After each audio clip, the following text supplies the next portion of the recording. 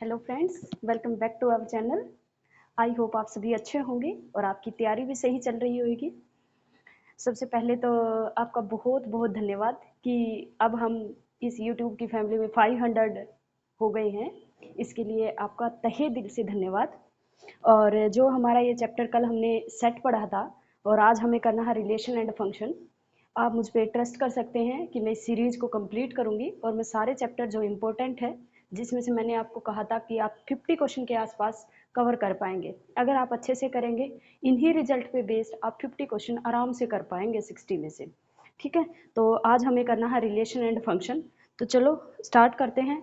कोशिश करेंगे कि एक ही वीडियो में रिलेशन एंड फंक्शन हो जाए, लेकिन अगर कंप्लीट नहीं हो पाएगा एक में तो रिलेशन आज करवा दूंगी, फंक्शन कल करवा दूंगी, क्योंकि ये बहुत ही इम्पोर्टेंट चैप्टर है। तो इस वजह से मैं सोच रही हूँ इसकी अगर एक में बन जाती है तो एक वीडियो ही आएगी, और अगर अदरवाइज अगर बहुत बड़ी वीडियो हो जाती है तो फंक्शन फिर अलग वीडियो में आएगा, रिलेशन एक में आएगा। क्योंकि ये केवीएस एनवीएस सबके लिए, सिर्फ एसटेट के लिए नहीं, एसटेट पीजीटी के लिए नहीं है, केवीएस एनवीएस के लिए भी या यूपी टेट के लिए भी मैं इन सबको कवर कर रही हूँ। जो जो क्वेश्चन आ रहे हैं वहां से उठा के इसी में डाल रही हूँ। ठीक है भाई, चलो फिर करते हैं स्टार्ट रिलेशन एंड फंक्शंस। तो पहले रिलेशन करेंगे फिर फंक्शंस करेंगे। ठीक है भाई, हमने क्या किया था, देखो रिलेशन के अंदर क्या करना होता है। ए अपने पास कोई भी क्या लिया, सेट लिया, जिसके बारे में हम पढ़ चुके हैं। बी भी क्या है, एक सेट है। ए के अंदर सपोज कर लेते हैं कि ए के अंदर एलिमेंट है A1 A2 up to AN।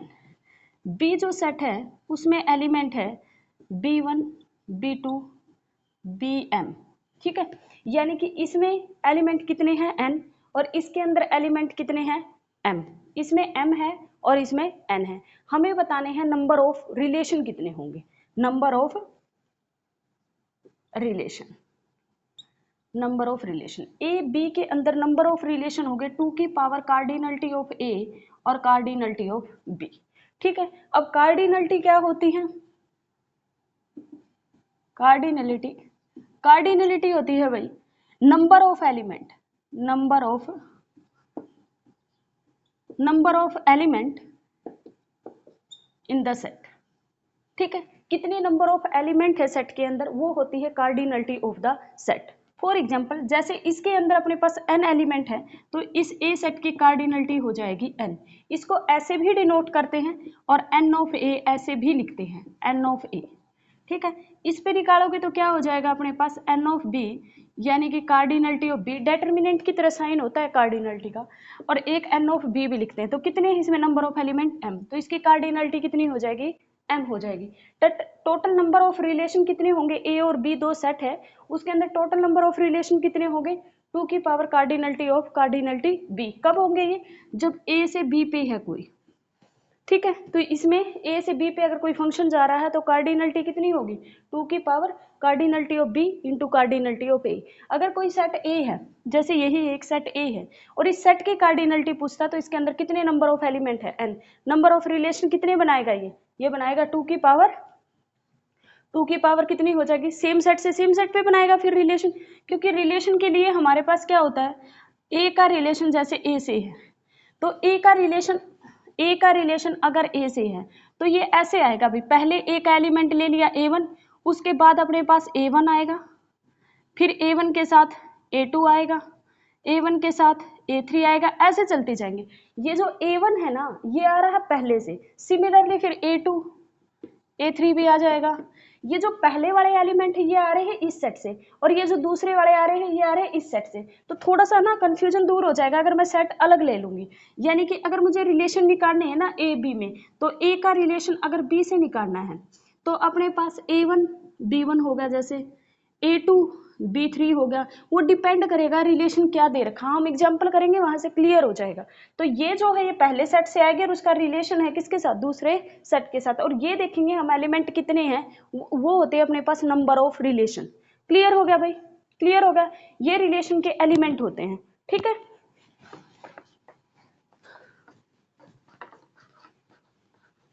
ए से बी कितने नंबर ऑफ रिलेशन होते हैं भाई, ए से बी, ए से अगर बी जाते हैं तो नंबर ऑफ रिलेशन 2 की power cardinality of B cardinality of A, ये होते हैं नंबर ऑफ रिलेशन। ठीक है भाई, ठीक है। फिर आता है अपने पास type of relation. Type of relation. सबसे पहले है ट्रिवियल रिलेशन। सबसे पहले क्या है? Trivial relation. सबसे पहले है ट्रिवियल रिलेशन। भाई ट्रिवियल रिलेशन दो तरह का होता है। एक तो होता है अपने पास एम्पटी रिलेशन, एक तो होता है एम्पटी रिलेशन, और दूसरा अपने पास होता है यूनिवर्सल रिलेशन। एम्पटी रिलेशन को हम नल रिलेशन भी बोलते हैं, नल रिलेशन भी बोलते हैं, वॉइड रिलेशन भी बोलते हैं। ठीक है, वॉइड रिलेशन होता है, नल रिलेशन होता है, एम्पटी रिलेशन होता है, और इससे क्या होता है? एक होता है यूनिवर्सल रिलेशन। जो अपने पास नल रिलेशन है, अब इसकी डेफिनेशन लिखो, वॉइड रिलेशन। वॉइड रिलेशन या नल रिलेशन की जो डेफिनेशन होगी, इसमें लिखोगे any element of set A is not related to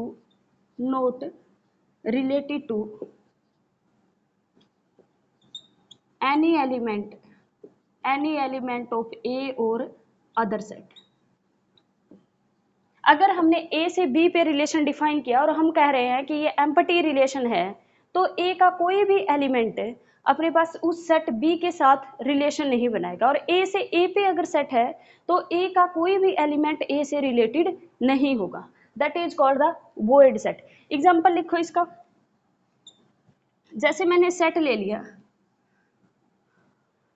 1 2 3, ठीक है भाई, और मैंने रिलेशन डिफाइन कर दिया इस सेट से इस सेट पे।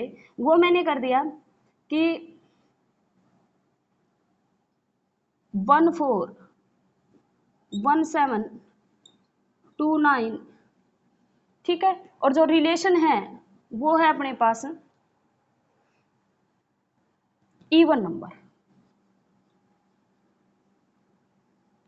इवन नंबर मतलब ए के इवन नंबर रिलेशन जो होगा वो अपने पास क्या आना चाहिए? ए से ए पे इवन नंबर आना चाहिए। क्या ये इवन नंबर आ रहा है? इवन नंबर का मतलब इसका, मैं अगर अपने पास 1 उठाऊं, अगर यहां से मैं 1 उठाती हूं तो यहां पर इवन नंबर आना चाहिए कोई, या तो यहाँ पे 2 आना चाहिए, या यहाँ पे 4 आना चाहिए, या यहाँ पे 6 आना चाहिए, यानी कि इवन नंबर आना चाहिए। ये नहीं आ रहा तो ये क्या है? Void set. क्लियर है भाई? ये क्या बन जाएगा? Void relation. क्लियर है इतना? नेक्स्ट भाई, नेक्स्ट है universal relation. Universal relation, universal relation क्या होता है भाई? एवरी एलिमेंट ऑफ ए, क्या लिखोगे? Every element of set A is related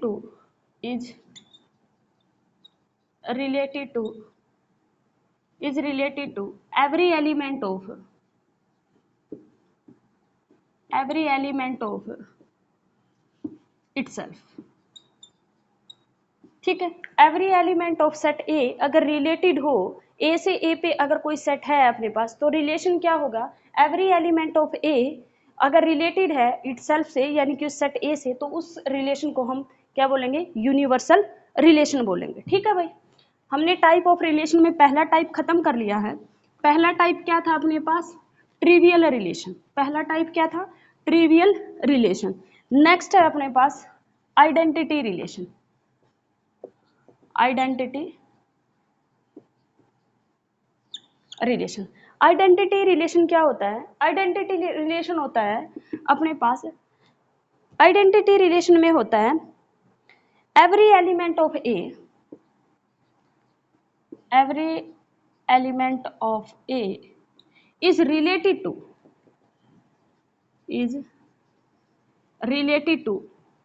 itself only। Example देती हूँ।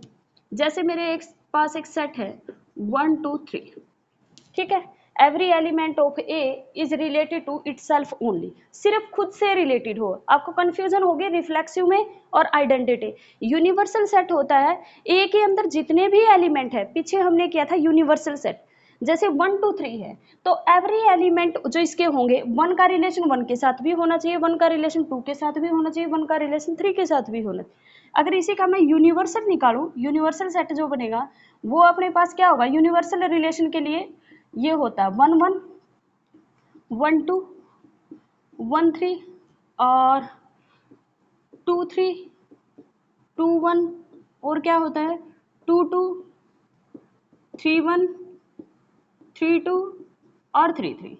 ये होगा यूनिवर्सल रिलेशन जिसमें कोई भी एलिमेंट छूटना नहीं चाहिए, ठीक है। और जो आइडेंटिटी रिलेशन होता है वो होता है every element of is related to itself only, सिर्फ खुद से रिलेटेड हो। जैसे अगर अपने पास मैंने रिलेशन डिफाइन कर दिया 1 1 2 2 और 3 3, इसको बोलते हैं हम आइडेंटिटी रिलेशन। उसके अलावा इस सेट के अंदर कुछ भी नहीं आना चाहिए, सिर्फ ये आने चाहिए, ठीक है। तो that is called the identity relation. Next है अपने पास इसके अंदर रिफ्लेक्सिव रिलेशन। नेक्स्ट क्या है, रिफ्लेक्सिव रिलेशन, ठीक है भाई।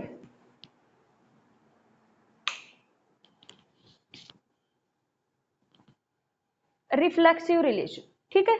रिफ्लेक्सिव रिलेशन के अंदर क्या होता है, नेक्स्ट है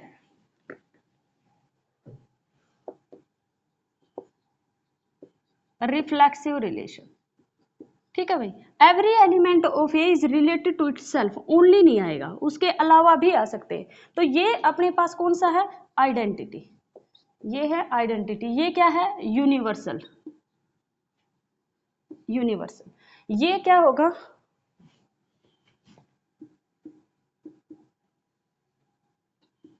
ये क्या होगा, अब अपने पास जो आर मैंने लिखा है, मैंने ये लिख दिया 1 1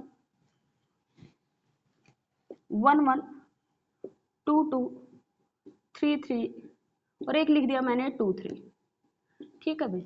अब इसके अंदर ये तो है, इसके अलावा भी कुछ भी हो सकता है। हमें जो रिफ्लेक्सिव रिलेशन है उसके अंदर सिर्फ 1 1 चाहिए, 2 2 चाहिए, 3 3 चाहिए, एक्स्ट्रा कुछ भी पड़ा हो, लेकिन इसके अंदर एक्स्ट्रा कुछ नहीं हो सकता। तो that is called reflexive, that is called identity. यहां से एक नोट और लिख लो, नोट में ये लिखना है, चलो ऊपर लिखवा देते हो, नोट में लिखना है, एक नोट और लिखो यहां से, नोट में लिखना है every identity relation, every identity relation is reflexive but converse not true, example मैंने अभी दिया, ये जो सेट है ये रिफ्लेक्सिव है बट आइडेंटिटी नहीं है, ये रिफ्लेक्सिव है और आइडेंटिटी भी होता है, लेकिन एक एग्जाम्पल से हम ट्रू नहीं कह सकते। हमें पता है अगर आइडेंटिटी तो ये तो होंगे ही होगी ना, रिफ्लेक्सिव ये कहता है बस ये होने चाहिए, इसके एक्स्ट्रा कुछ भी हो या ना हो मुझे कोई लेना देना नहीं है। तो एवरी आइडेंटिटी रिफ्लेक्सिव होगा but every reflexive need not be, तो रिफ्लेक्सिव नहीं है, कन्वर्स के लिए एग्जाम्पल यही वाला दे सकते हो, ठीक है भाई। नेक्स्ट भाई, नेक्स्ट जो रिलेशन रहेगा थर्ड टाइप आ गया। थर्ड टाइप क्या है, पहला हमने किया ट्रिवियल रिलेशन, फिर हमने किया आइडेंटिटी रिलेशन, फिर किया रिफ्लेक्सिव रिलेशन, फोर्थ टाइप आ गया। फोर्थ टाइप है अपने पास symmetric relation, symmetric relation. Symmetric relation क्या होता है भाई, A is related to B, अगर कोई एलिमेंट है A is related to B then B is related to A, B क्या होना चाहिए, ए से रिलेटेड होना चाहिए for all A B belongs to set A, ठीक है। किसी सेट से बिलोंग कर रहे, अगर ए का रिलेशन बी के साथ मिल गया तो बी का ए के साथ होना चाहिए। एग्जाम्पल जैसे मैंने ले लिया वही 1 2 3 का सेट ले लिया, ठीक है भाई। और जो रिलेशन डिफाइन कर रखा है वो कर रखा है 1 1 1 2 2 1 1 3 और 3 1, और एक रिलेशन सेट यही रखूंगी 1 1 1 2 2 1 और 1 3। ये जो रहेगा सिमेट्रिक रहेगा, क्योंकि जैसे मैंने 1 1 किया तो इसका उल्टा भी यही बनेगा, इस सेट में है 1 2 किया इसका उल्टा क्या बनेगा 2 1 बनेगा, वो भी सेट में है। 1 3 किया इसका उल्टा 3 1 बनेगा, वो भी सेट में है। नेक्स्ट भाई इसमें देखना 1 1 किया इसका उल्टा यही बनेगा, 1 2 किया इसका उल्टा 2 1 बनेगा, सेट में है। 1 3 किया इसका उल्टा क्या बनेगा 1 3 का उल्टा क्या बनेगा 3 1, सेट के अंदर नहीं है। तो ये जो रहेगा ये सिमेट्रिक नहीं होगा, ये सिमेट्रिक होगा, ये सिमेट्रिक नहीं होगा। क्लियर है भाई, सेट सेम रखा, रिलेशन चेंज करने से क्या हो गया अपने पास, रिलेशन चेंज करने से भी वो सिमेट्रिक नहीं रहा और सेट सेम रहा। ठीक है भाई। नेक्स्ट क्या है ट्रांजिटिव, नेक्स्ट है भाई transitive.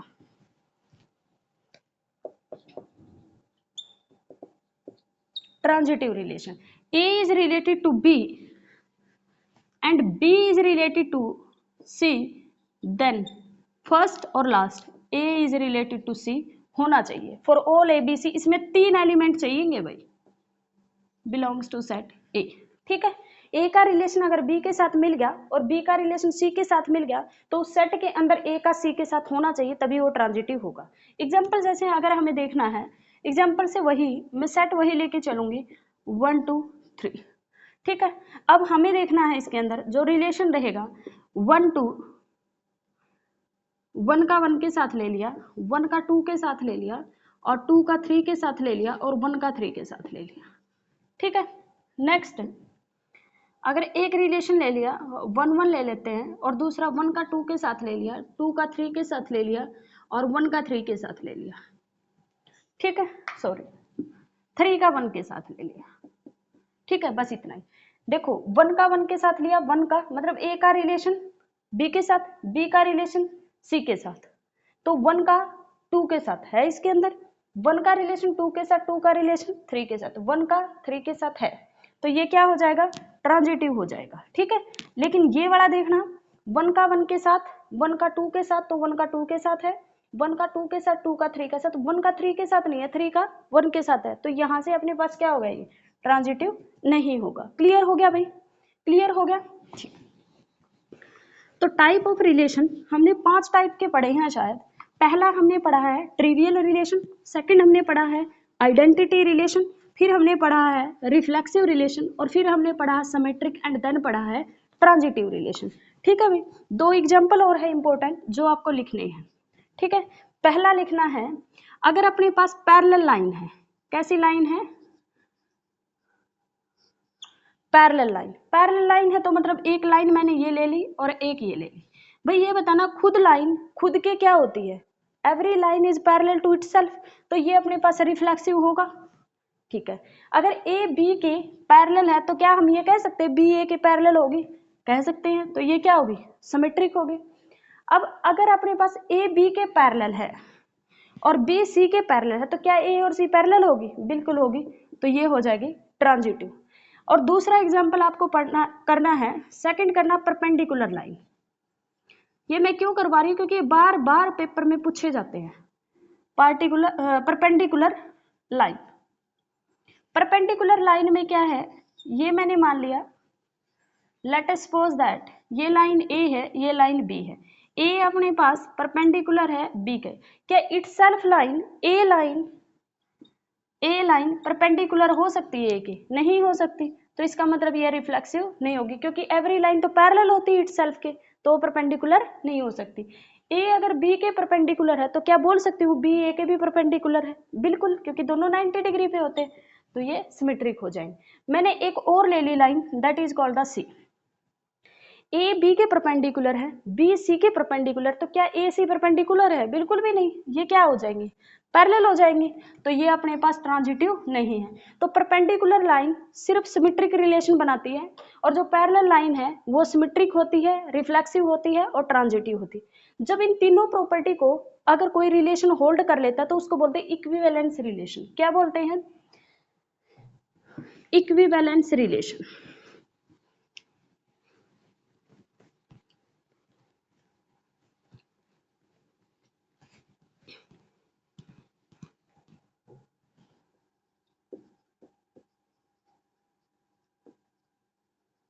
Equivalence relation, equivalence relation क्या होता है, ए रिलेशन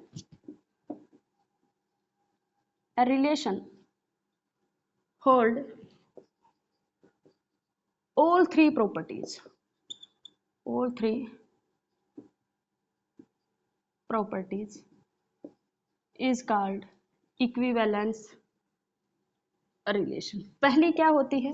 पहली होती है, एक मिनट भाई मैं इंक डालूं, बिल्कुल ही स्लो चलने लग गया ये।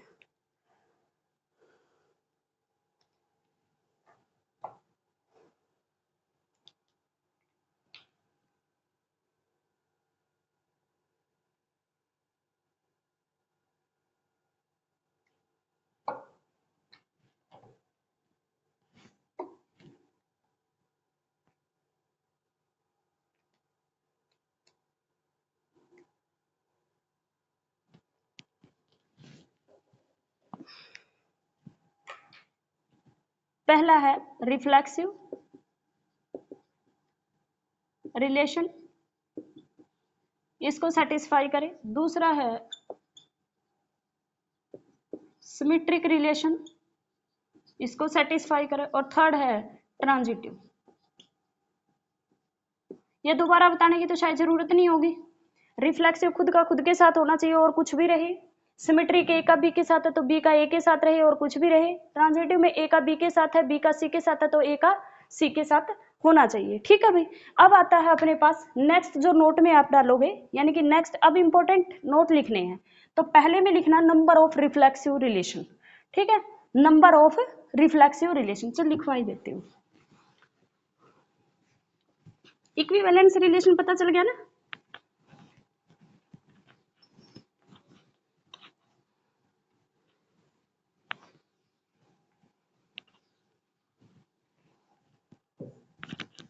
पहले ये लिख लेते हैं। चल डाल लिया होगा आपने नोट, चलो लिख लो नोट।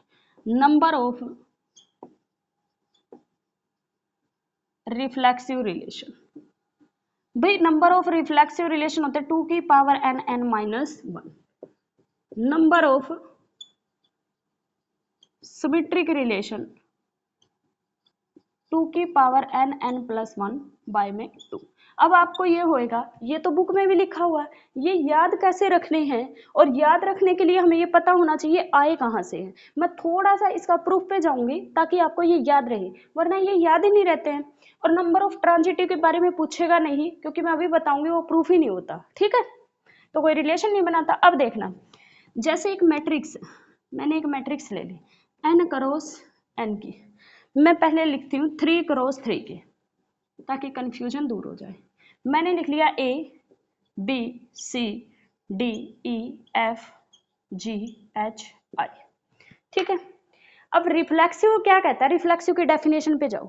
रिफ्लेक्सिव के अंदर होता है कि खुद का खुद के साथ रिलेशन तो होगा ही होगा, यानी कि ये सारे तो उस सेट के, अगर वो रिफ्लेक्सिव है ये तो होंगे ही होंगे, ये सारे तो क्या होंगे? होंगे। जैसे ये है कि अपने पास A11 A22 और A33, ये तो उसके, अगर कोई रिफ्लेक्सिव है तो ये तो उसके अंदर होंगे। तो हमें कितने आर्बिट्रेरी कॉन्स्टेंट्स की रिक्वायरमेंट है? कितने आर्बिट्रेरी कॉन्स्टेंट की रिक्वायरमेंट है हमें? दिस और दिस। क्या मैं ये लिख सकती हूँ इसको कि टोटल नंबर कितने होते हैं इसमें? n स्क्वायर, और मैं इसमें से n डायगोनल माइनस कर दूं, लिख सकती हूँ टोटल कितने हैं? n स्क्वायर, और इसमें से मैं n को डायगोनल को माइनस कर देती हूँ तो क्या हो जाएगा? n square minus n। तो यहाँ से मैंने n को ले लिया कॉमन, तो क्या बच गया? n minus 1। Number of element हो गए ये, क्या हो गए? Number of element. मैंने ये जर्नल कर दिया n क्रॉस n का। मैं 3 के लिए समझा रही हूँ क्योंकि 3 की जगह पुट करके देख लो। 3 माइनस 1 2 6 आएगा। कितने आर्बिट्रेरी एलिमेंट्स की रिक्वायर्ड? 3 और 3 6। क्लियर हो गया यहाँ से? ठीक है, ये नंबर ऑफ एलिमेंट। और मैंने बताया था ये नंबर ऑफ एलिमेंट, जब मैंने कहा था किसी सेट ए के अंदर नंबर ऑफ एलिमेंट अगर n है तो उसके अंदर नंबर ऑफ रिलेशन कितने होंगे? 2 की पावर n, यही बताया था। तो इसके अंदर नंबर ऑफ रिलेशन कितने होंगे भाई? नंबर ऑफ रिलेशन होंगे 2 की पावर n n माइनस 1, यही होंगे, यही तो लिखा हुआ है। समझ में आया? नेक्स्ट देखो, अगर ये मैट्रिक्स सिमेट्रिक है, अगर ये मैट्रिक्स, यही मैट्रिक्स ले लेती हूँ दूसरा एग्जाम्पल। अगर ये मैट्रिक्स क्या है? सिमेट्रिक है, मतलब A B C D E F G H I। Next क्या रखा है? Symmetric relation. तो मैट्रिक्स को क्या होना पड़ेगा? सिमेट्रिक। अगर मैट्रिक्स सिमेट्रिक है तो जो ये होंगे वही ये होंगे, ये 3। डी किसके इक्वल होगा, बी के, जी किसके इक्वल होगा, सी के, एच किसके इक्वल होगा, एफ के। ठीक है, तो मुझे आर्बिट्रेरी कांस्टेंट कितने चाहिए, ये चाहिए।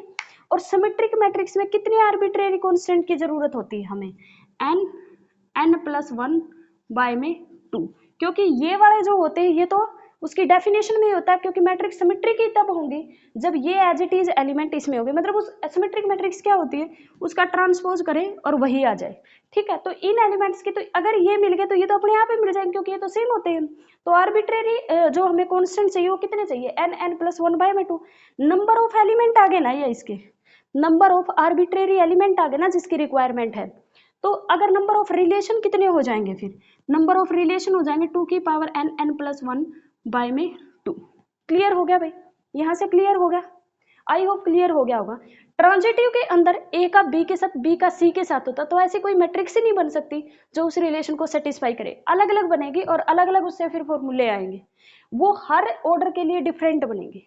ठीक है भाई, इसी वजह से वहां पे नंबर ऑफ रिलेशन नहीं पूछा, क्योंकि number of element he fix नहीं होते उसके अंदर। ठीक है भाई, एक और रह गया इसके अंदर, ये इतना हो गया है, एक और रह गया, मैंने छोड़ दिया वहां पे, भूल गई थी। एक तो हमने पढ़ा है सिमेट्रिक मैट्रिक्स, एक हमें पढ़ना है एंटी सिमेट्रिक मैट्रिक्स, ये और रह गया था, sorry, anti symmetric relation. Anti symmetric relation, anti symmetric relation क्या होता है अपने पास, if A is related to B, then B not related to A।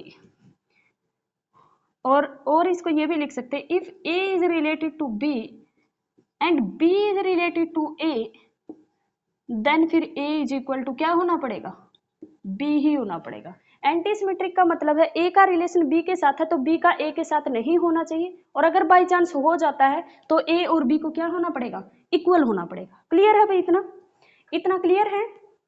ठीक है, अब ये नहीं कह सकते हम, अब यहां से किसी के माइंड में ये आ रहा होगा, अगर अपने पास कोई रिलेशन सिमेट्रिक है तो वो एंटी सिमेट्रिक नहीं हो सकता, और एंटी सिमेट्रिक है तो सिमेट्रिक नहीं हो सकता, ऐसा नहीं है। इसके लिए एग्जांपल लिखो, empty set is both symmetric and anti symmetric. यही एक एग्जांपल नहीं है, दूसरा लिखो, identity set is both symmetric and anti symmetric. बात समझ में आ गई। आइडेंटिटी रिलेशन अपने पास क्या होता है, सिमेट्रिक भी होता है और एंटी सिमेट्रिक भी होता है, और एम्प्टी सेट भी सिमेट्रिक भी होता है और एंटी सिमेट्रिक भी होता है। तो यहाँ से कंफर्म हो गया कि ये नहीं कह सकते कि अगर कोई सिमेट्रिक है सेट तो वो एंटी सिमेट्रिक नहीं होगा, और अगर एंटी सिमेट्रिक है तो सिमेट्रिक नहीं होगा, ऐसा नहीं कह सकते। क्लियर हो गया, क्लियर हो गया भाई, ठीक है। Next,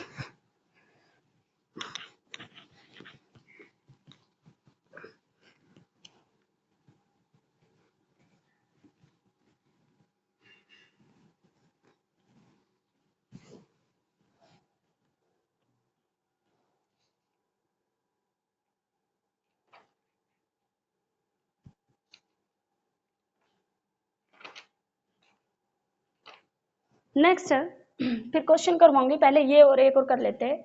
equivalence class, equivalence class, equivalence class क्या होती है, और फिर अपने पास इक्विवेलेंस क्लास से हम सेट रिलेशन किस तरह से फॉर्म करते हैं। ठीक है, इक्विवेलेंस क्लास में क्या होता है, कोई एलिमेंट उससे किस प्रकार से रिलेटेड है। जैसे मैंने एक सेट ले लिया 1 2 3, यही ले लिया, और इसका जो रिलेशन है वो मैंने ले लिया 1 1 1 2 1 3 2 1 2 3 3 1 और 1 3। ठीक है भाई, 1 3 तो आ चुका है ना, तो छोड़ देते हैं। ठीक है, तो यहां से इक्विवेलेंस क्लास, सबसे पहले मैं क्लास 1 लिखूंगी, यही इसकी नोटेशन होती है। क्लास 1 का मतलब ये होता है, क्लास 1 का मतलब होता है कि 1 किस किस से रिलेटेड है, तो हम क्या लिखेंगे, 1 1 से रिलेटेड है तो 1 आ जाएगा, 1 2 से रिलेटेड है तो 2 आ जाएगा, 1 3 से रिलेटेड है तो 3 आ जाएगा। ठीक है भाई। नेक्स्ट है क्लास 2 लिखेंगे। क्लास 2, 2 किस किस से रिलेटेड है? 2 1 से रिलेटेड है, 2 3 से रिलेटेड है। ठीक है, 2 2 से रिलेटेड नहीं है ना तो यहाँ 2 नहीं लिखेंगे। नेक्स्ट है क्लास ऑफ 3, 3 किससे रिलेटेड है? 1 से रिलेटेड है। और किसी से रिलेटेड है? नहीं। ठीक है, तो यहां से अपने पास क्लास 1 ये इक्विवेलेंस क्लास है तीनों, और तीनों इक्विवेलेंस क्लास आप देख रहे हो डिसजॉइंट है। तो यहां से एक नोट और लिख लो, इक्विवेलेंस क्लास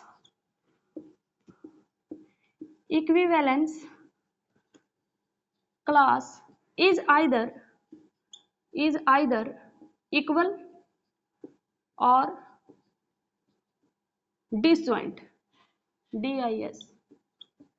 डिसजॉइंट। या तो इक्विवेलेंस क्लास बिल्कुल इक्वल होगी या फिर क्या होगी? डिसजॉइंट होगी। जैसे इसी के अंदर इक्वल कब होगी? जब मैं इसी के अंदर लिख लूं 3 का रिलेशन किसके साथ है?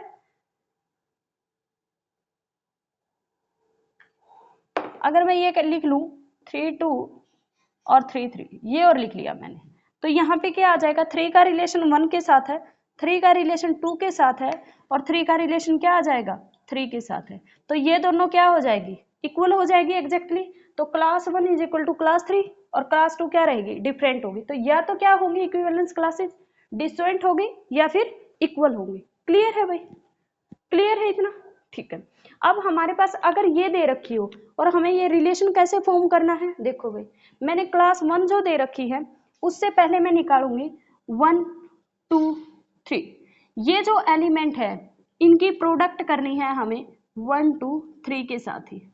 ठीक है, ईच एलिमेंट की प्रोडक्ट करेंगे, 1 की 1 के साथ, 1 की 2 के साथ, 1 की 3 के साथ। सिमिलरली 2 की करेंगे 1 के साथ, 2 की 2 के साथ, 2 की 3 के साथ। वो सारे एलिमेंट हटा देंगे जो रिपीट हो रही है और सारे के सारे लिख देंगे और उससे क्या बन जाएगा? रिलेशन बन जाएगा। क्लियर हो गया भाई? क्लियर हो गया? ये था इक्विवेलेंस क्लास का तुम्हारा कॉन्सेप्ट। अब आ जाओ, कुछ इंपॉर्टेंट नोट है, कुछ एग्जाम्पल्स हैं जो अलग अलग एग्जाम में आए हुए हैं। ठीक है। पहले तुम्हें लिखना है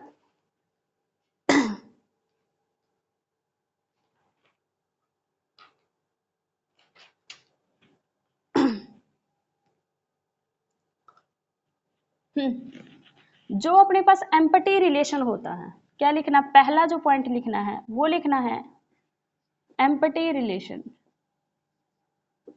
इज, जो एम्पटी रिलेशन होता है, फाई जो होता है,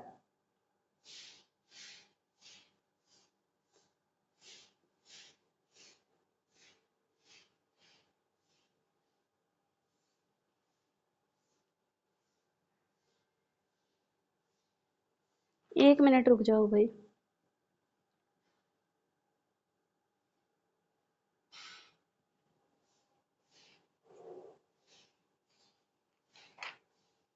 मैं देख रही हूँ और कुछ तो नहीं छूट गया ना।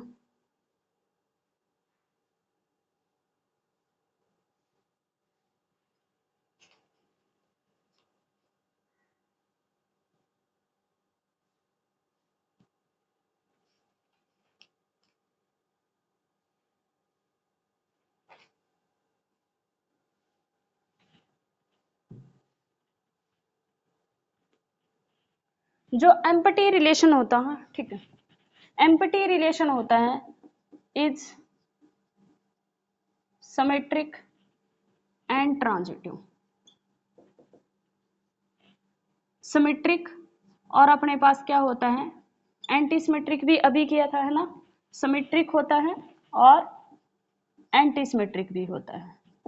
जो एम्पटी रिलेशन होता है, वॉइड सेट होता है, वो अपने पास एंटी सिमेट्रिक होता है, सिमेट्रिक होता है और ट्रांजिटिव होता है, but not reflexive, but not reflexive. Reflexive नहीं होता ये। This implies that empty set क्या नहीं होता? एम्पटी सेट इज नॉट, क्या नहीं होगा? Empty set is not form the equivalence, is not form equivalence relation. Equivalence relation नहीं बनाएगा भाई। आई बात समझ में? एम्प्टी सेट जो होता है वो एंटी सिमेट्रिक होता है, सिमेट्रिक होता है, ट्रांजिटिव होता है, बट क्या नहीं होता, वो रिफ्लेक्सिव नहीं होता। तो हम ये कह देंगे कि ये क्या नहीं बनाता, इक्विवेलेंस रिलेशन नहीं बनाता। पैरेलल लाइन दूसरा है, जो पैरेलल लाइन होती है, मैंने एग्जांपल करवाया भी था, parallel line is form the equivalence relation, equivalence relation. Clear है भाई? जो पैरेलल लाइन है वो इक्विवेलेंस रिलेशन फॉर्म करती है। परपेंडिकुलर लाइन सिर्फ सिमेट्रिक होती है, रिफ्लेक्सिव और ट्रांजिटिव नहीं होती, इसलिए इक्विवेलेंस रिलेशन भी फॉर्म नहीं करती है। क्लियर है भाई? इतना क्लियर है? फिर है आइडेंटिटी रिलेशन। आइडेंटिटी रिलेशन जो होता है सिमेट्रिक होता है, एंटी सिमेट्रिक होता है, दोनों चीजें होता है, सिमेट्रिक और एंटी सिमेट्रिक होता है। क्लियर है? क्या वो रिफ्लेक्सिव होता है? रिफ्लेक्सिव होता है। क्या वो सिमेट्रिक होता है? होता है। क्या वो ट्रांजिटिव होता है? होता है। तो अपने पास जो आइडेंटिटी रिलेशन होता है वो भी इक्विवेलेंस रिलेशन फॉर्म करता है। तो क्या लिखोगे? Identity relation form the equivalence relation. Identity relation जो होता है वो क्या करता है, इक्विवेलेंस रिलेशन फॉर्म करता है। क्लियर हो गया भाई इतना? ठीक है, और लिखो। ये सारे इंपॉर्टेंट है जो लिखवा रही हूँ अभी, और कहीं ना कहीं आपके ऑप्शन में मिलेंगे। ये 4 ऑप्शन में से एक ऑप्शन तो पक्का मिलेगा इनमें से। देखो भाई, नेक्स्ट है, if R is equivalence relation then R inverse is equivalence. ठीक है भाई? अच्छा, if R and R star is equivalence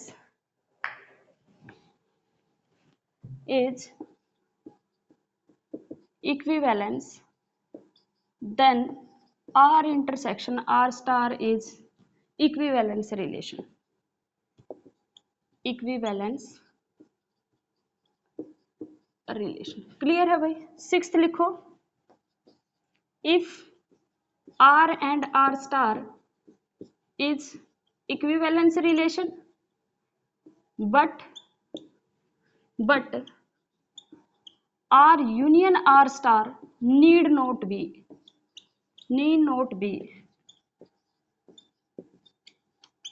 equivalence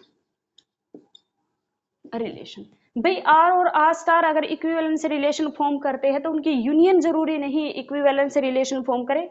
are अगर इक्विवेलेंस रिलेशन फॉर्म करता है तो उसका इनवर्स होगा वो भी इक्विवेलेंस रिलेशन फॉर्म करेगा। आर और आर स्टार अगर इक्विवेलेंस रिलेशन फॉर्म करता है तो उसकी इंटरसेक्शन भी इक्विवेलेंस रिलेशन फॉर्म करेगी। आर और आर स्टार अगर इक्विवेलेंस रिलेशन फॉर्म करता है तो जरूरी नहीं उनकी यूनियन इक्विवेलेंस रिलेशन फॉर्म करेंगे। कौन सी प्रॉपर्टी फेल हो जाती है यूनियन में? Transitive property failed, transitive property fail. यहां से 3 नोट और बना के लिख लो। अगर R और R star equivalence relation form करते हैं तो जो उनकी R और R स्टार अगर अपने पास सिमेट्रिक है तो उनकी इंटरसेक्शन सिमेट्रिक भी होगी, उनकी इंटरसेक्शन रिफ्लेक्सिव भी होगी, और उनकी इंटरसेक्शन अगर ये अपने पास R और R स्टार जो है अगर वो रिफ्लेक्सिव है तो उनकी इंटरसेक्शन रिफ्लेक्सिव होगी, अगर ये सिमेट्रिक है तो उनकी इंटरसेक्शन सिमेट्रिक होगी, अगर ये दोनों ट्रांजिटिव है तो उनकी इंटरसेक्शन ट्रांजिटिव होंगी। और अगर अपने पास R और R स्टार रिफ्लेक्सिव दे रखे तो उनकी यूनियन रिफ्लेक्सिव होगी, उनकी सिमेट्रिक है, अगर ये दोनों सिमेट्रिक है तो उनकी यूनियन सिमेट्रिक होगी।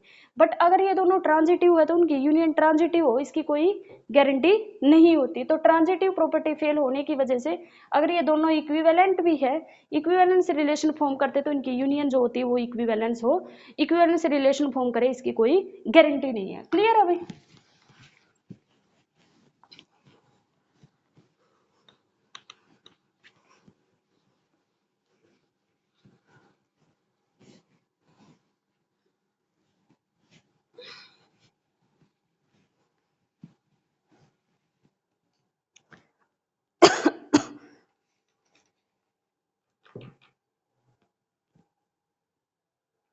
एक और लिखो भाई, पावर सेट। पावर सेट अगर अपने पास कोई सेट ए है तो power set is not symmetric. Power set symmetric property fail कर जाता है। तो अगर अपने पास पावर सेट ऑफ ए अपने पास अगर सिमेट्रिक है तो उसका पावर सेट है अपने पास सिमेट्रिक हो, इसकी कोई गारंटी नहीं है। Is if A is symmetric, ऐसे लिख लो, if A is symmetric then power set of A need not symmetric. ठीक है, उसका पावर सेट जरूरी नहीं है सिमेट्रिक हो। ठीक है भाई, क्लियर है इतना? इतना क्लियर है भाई? ओके, अब एक क्वेश्चन और है, देखो क्वेश्चन आया था कुछ ऐसा भाई, क्वेश्चन था which of the following is true. ठीक है, क्वेश्चन आया था which of the following is true. पहला था कि जो एम्पटी है वो बिलोंग करेगा एम्पटी से। ठीक है, पहला था एम्पटी जो है वो बिलोंग करेगा एम्पटी सेट से। ठीक है, दूसरा था कि this is belong to this set. ठीक है, थर्ड था कि 0 इज बिलोंग टू दिस, और फोर्थ था 5 इज बिलोंग टू। ठीक है, ये पूछा था इनमें से कौन सा करेक्ट है। क्या पहला करेक्ट है भाई? एक चीज ध्यान रखना, सेट कभी भी बिलोंग नहीं करता, एलिमेंट सेट से बिलोंग करता है। अगर ए भी सेट है बी भी सेट है तो ये चीज गलत होगी, क्योंकि ए जो होगा वो कंटेन्ड कर सकता है बी में। अगर ये लगा हुआ है तो यानी कि ये इसके इक्वल भी हो सकता है, यानी कि इम्प्रॉपर भी बन सकता है और प्रॉपर भी। लेकिन अगर यहाँ से करेंगे तो that is called the proper set. लेकिन बिलोंग नहीं कर सकता, सेट से हमेशा एलिमेंट बिलोंग करते हैं, सेट कभी भी बिलोंग नहीं करता, सेट कंटेन्ड करता है। ठीक है भाई?